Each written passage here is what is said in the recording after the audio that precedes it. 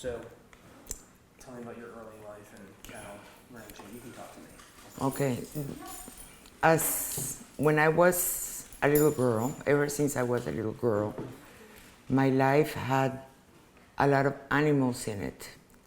And my grandfather had a ranch in Colombia where he raised Artón del Valle and Brahma crosses.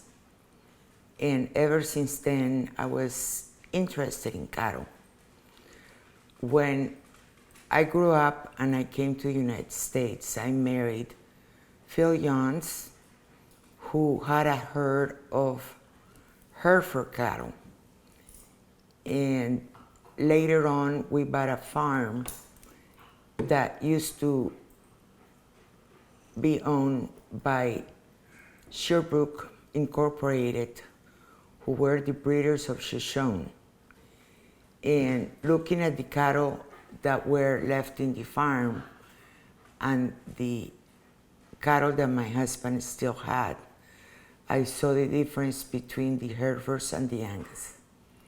And immediately I decided that Angus was a breed of cattle that was very interesting because of its adaptability. They were very fertile, and they were very accepted by the public. So many years later, we went to England, and I inquired about the old British cattle that were supposed to be the natives. And by that time, the Angus breeders in the UK had used Canadian crosses, which came back to the American cattle. And I decided that I wanted to find the original Angus without any crosses. I met a man by the name of Rob Wells, and he took me to several farms where there were still some native Aberdeen Angus. And from those travels, we chose what I thought were the best cows to do embryo work or to buy them, and started my herd in England. What's an Aberdeen? What does that mean, Aberdeen Angus? What is that? Aberdeen is the place where they first were raised. It's a part of Scotland where they originated. And we did not find too many cattle that I thought would merit to be embryo because it's an expensive proposition. And after a while, I was able to choose some cows that I thought, in my mind, were the type of cattle that I thought that the British cattle were supposed to come from. And so it took a long time to do the embryo work and bring those embryos to the United States. But before that,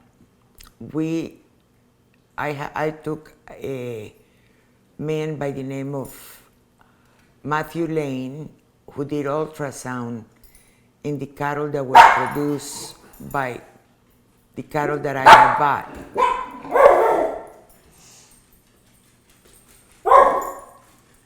And we picked the ones that had the best carcass traits because importing the cattle was expensive. And that's how the cattle that is in this farm originated. They were just not a whole bunch of British cattle, but the ones that typify the kind of beef that would produce excellent results, especially when it came to crossing them with the American cattle. So that made Thistle Farms to be a breeder that Christine, take these dogs.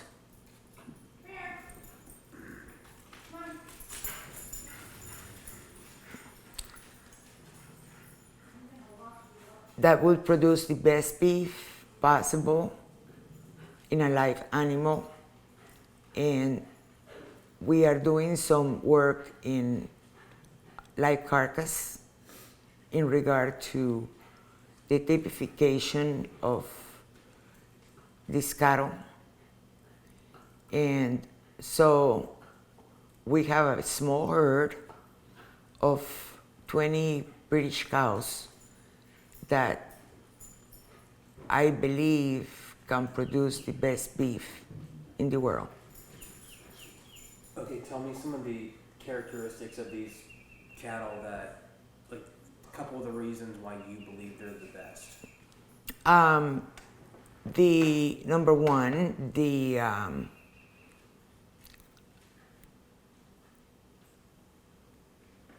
intramuscular fat and the tenderness of the beef. And I think that we have all around my family have found that this is a superb beef, and we are doing tests in regard to continue finding this. Okay. So, is that all you want to talk about? Okay, with regard to the background. So, what about?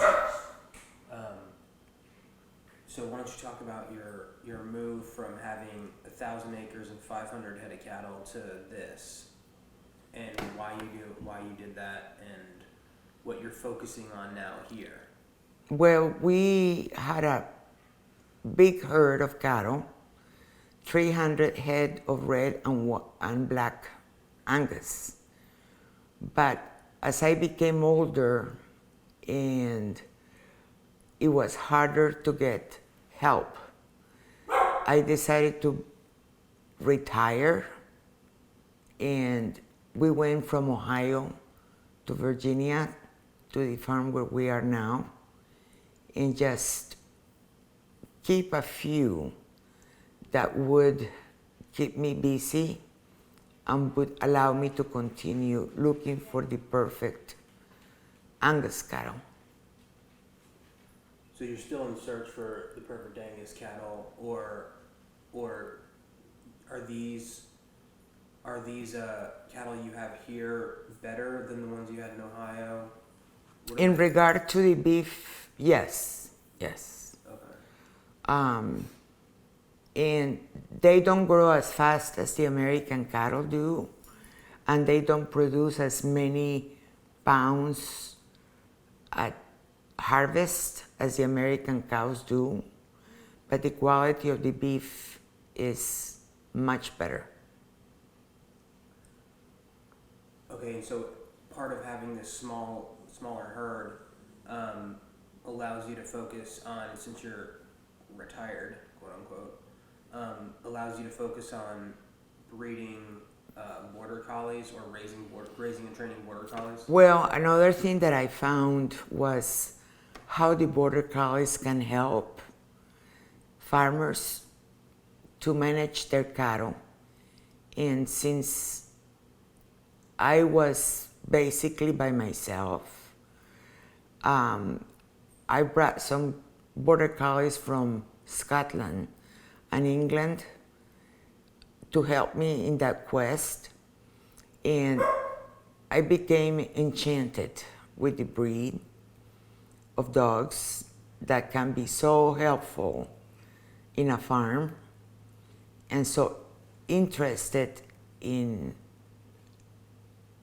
herding and doing what the person, the handler, will want them to do. So give me an example, or give me the reason why border collies, like how their athleticism and agility and their ability to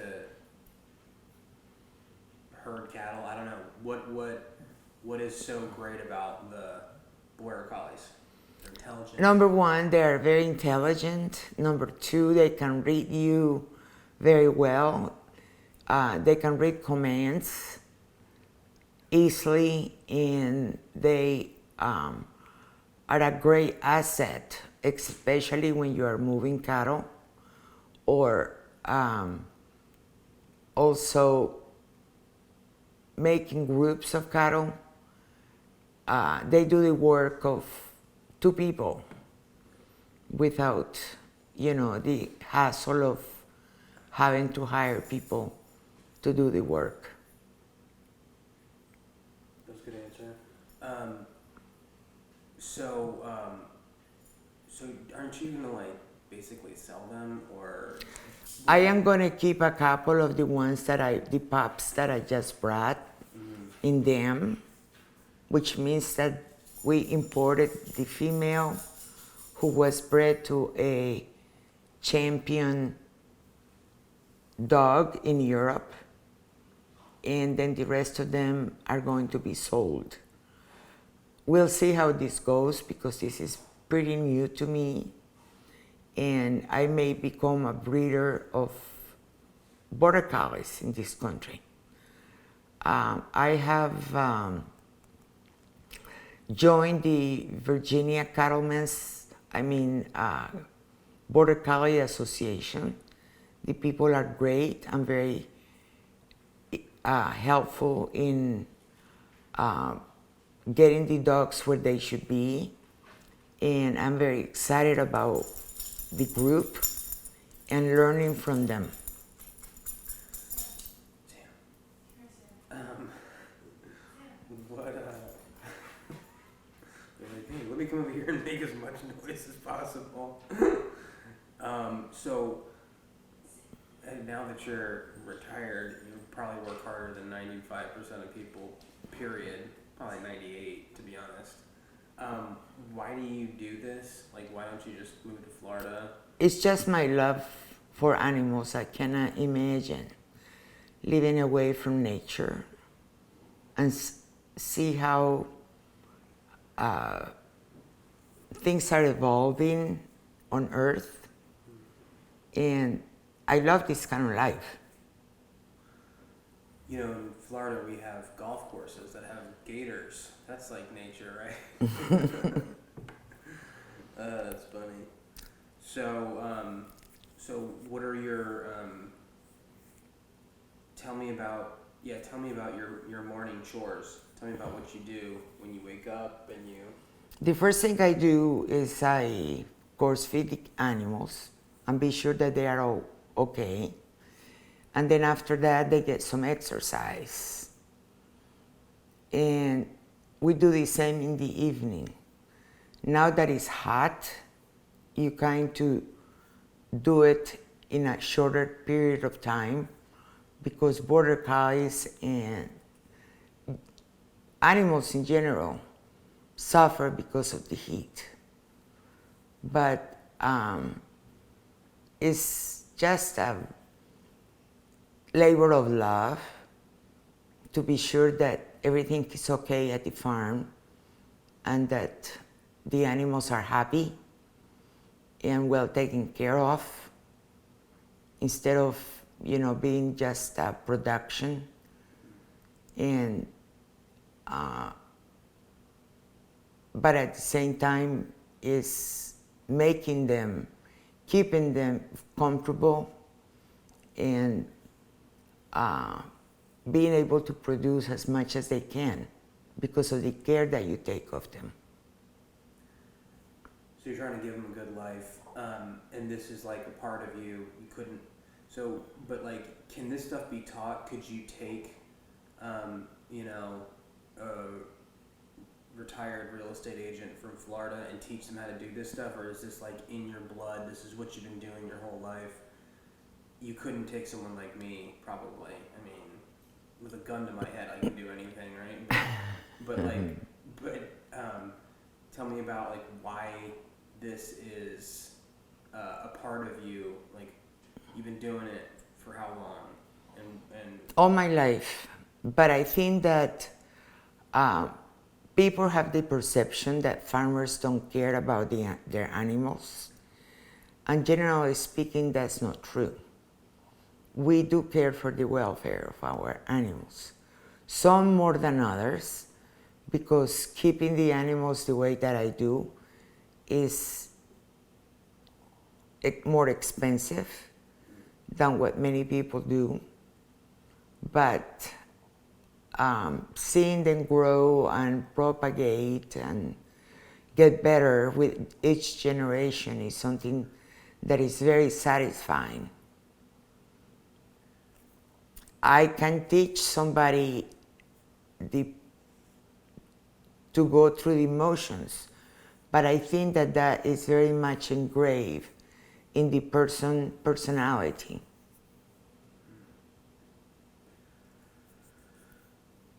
good stuff. Let's see here. What should I ask you about? I want to continue just a small herd to be able to take care of it the way it should be. My years of having many cattle or taking cattle to other countries are over, even though that was a very interesting part of my life, exporting Angus bulls to other countries and taking them there myself and seeing how they would develop. Angus cattle are very hardy, and people think that they cannot progress and they cannot live in some environments, but my experience has been that if you choose the kind of Angus, you can actually have Angus anywhere in the world. So what's that like when you raise these cattle and you have something kind of like a relationship with them? It's not like a pet. It's not like a dog, right? Because dogs are more responsive to humans. So you export the cattle. I mean, what is that relationship like?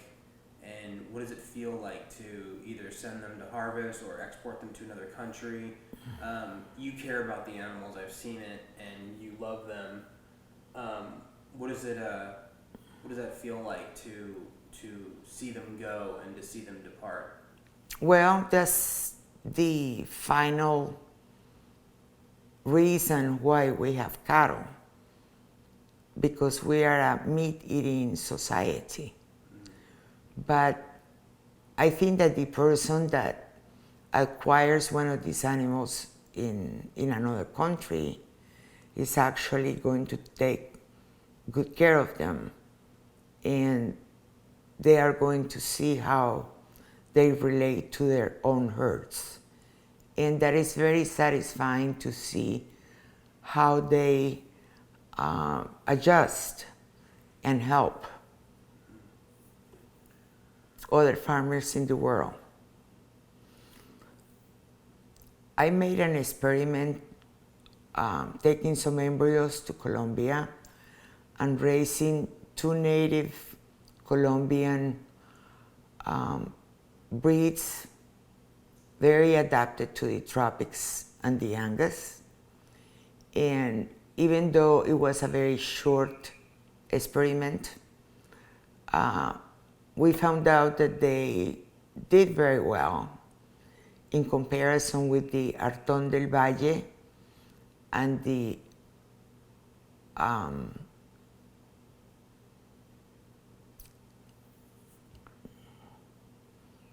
my gosh. Sorry, we're gonna edit that out. So. And the I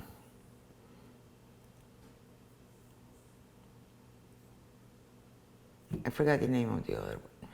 Sorry. Is it a Colombian type of cow?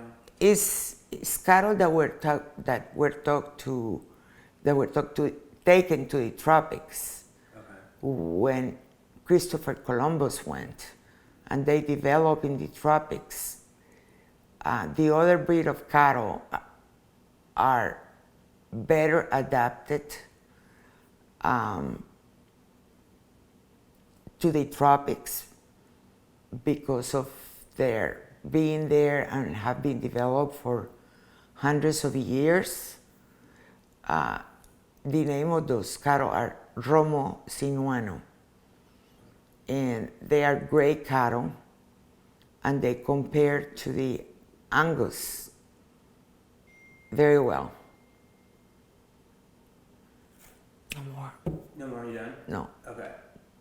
All right. Well, can you just give me like a minute on what your I don't know. All right, we're good. What my aim is in the general.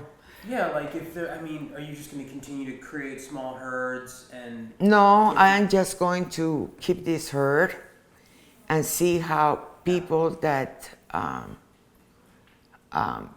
buy my bulls, how they do, and harvest some of the cattle and see how people like the meat, because I haven't had anybody who has said that they are comparable to the American cattle. They are much better. The beef is, and I think that you have tested that yourself. Yeah, I mean, it's literally the best steak I've ever had. Like, not even, there's no, second place is a long way off. So this is like, you just want to impress people at how unbelievable steak can get. But from a market standpoint, you're not trying to take over the world. No. I am competitive on myself, with myself, and trying to do better all the time, but I am not competitive when it comes to competing with other people. I like doing my own thing and getting better at it. And whatever happens in relation to other people is okay. Okay, good. That was a good closing. It was? Yeah.